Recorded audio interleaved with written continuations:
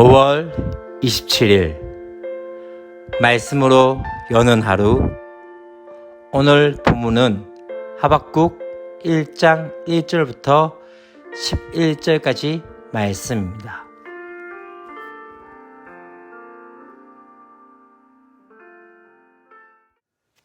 사랑하고 축복합니다. 5월 27일 말씀 묵상을 나누고자 합니다. 5월 26일까지 이제 시편 23편까지 시편의 말씀을 마치고 이제 하박국서의 말씀을 함께 나누고자 합니다. 하박국서가 좀 다른 선지서와 다른 점이 있다면 바로 그 내용 면에서 참 다른 것 같습니다. 다른 선지서에서는 하나님께서 말씀하시면 그 말씀을 선지자들이 백성에게 알리고 그 가운데서의 반응들이 나타나게 되어지지만 이 하박국서의 말씀은 어떻게 되어집니까? 바로 선지자인 하박국이 하나님께 질문함을 통해서 되어지기 시작합니다.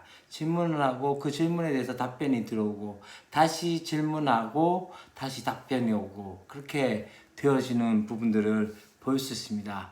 그래서 저는 이 하박국서를 조금 어떻게 생각한다면요, 중딩들의 선지서가 아닌가. 왜냐하면은 다른 선지자들은 조금 어떤 느낌이 있다면 하나님께서 말씀하셨기 때문에 그 말씀 가운데 순종함을 통해서 그 말씀을 증거하고 또한 선포하지만은 이 하박국은 어떻게 합니까? 도리어 하나님께 물어보면서 하나님 왜 이렇게 되어집니까? 라고 묻게 되어지고 그에 대한 답을 해주는 것이 바로 하나님 편에서 답을 해주게 되어지죠. 그렇게 저렇게 바뀌어지는 그 모습들을 보게 되었습니다. 그래서 조금은 마치 아이들한테 그 중등부 아이들한테 뭐 좀 시키면 왜요? 뭐 이렇게 이야기한 것처럼 마치 하박국도 그런 모습이 아닌가라는 생각이 되었습니다. 오늘 함께 볼 말씀은 하박국 1장 1절부터 11절까지의 말씀입니다.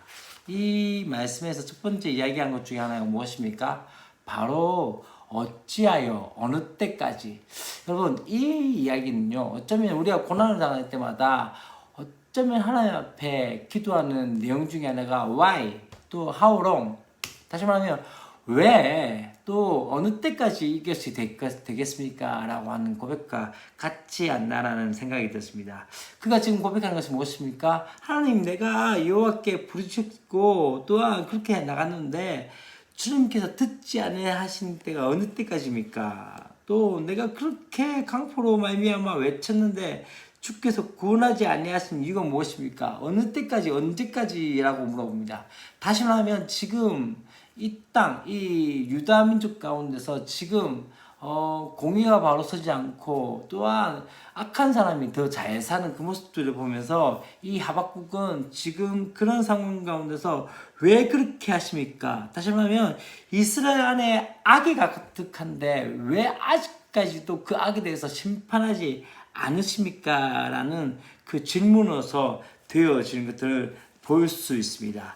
그럼 참 우리 가운데서 이런 질문이 있지 않습니까? 사실 말하면은 지금 이 시대 가운데 어쩌면은 조금은 정직하게 살고자 하며 또 옳게 살고자 하는 사람들이 더 힘들게 살아가게 되어지고 조금은 그냥 그렇게 살아가는 사람들 있지 않습니까?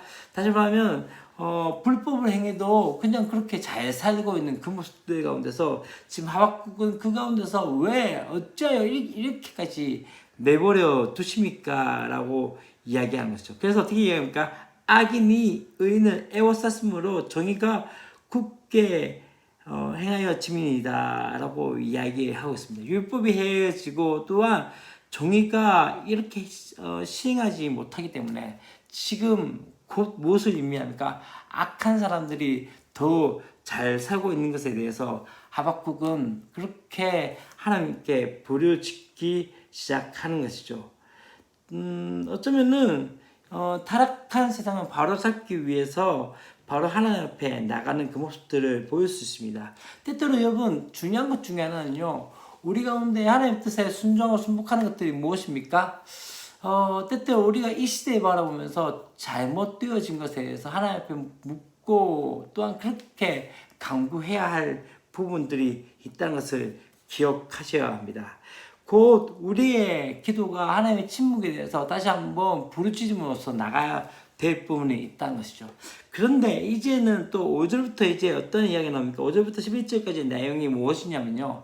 바로 지금 이 유다 민족의 지금 행악에 대해서, 다시 말하면 악한 자들이 잘 살고 또 악한 사람들을 그렇게 내버려 두신 것에 대해서 이제 하나님께서 어떻게 하십니까? 바로 갈대아 사람, 곧 바벨론 사람을 일으켜서 그들을 심판하시겠다라고 말씀하고 있는 것을 볼 수 있습니다.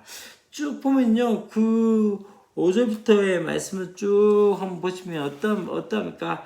그들이 얼마나 흉악하고 사납고 성급한 백성이지, 또한 그들이 얼마나 무서운 자들인지에 대해서 5절부터 11절까지의 말씀 가운데 나온 것을 볼 수 있습니다.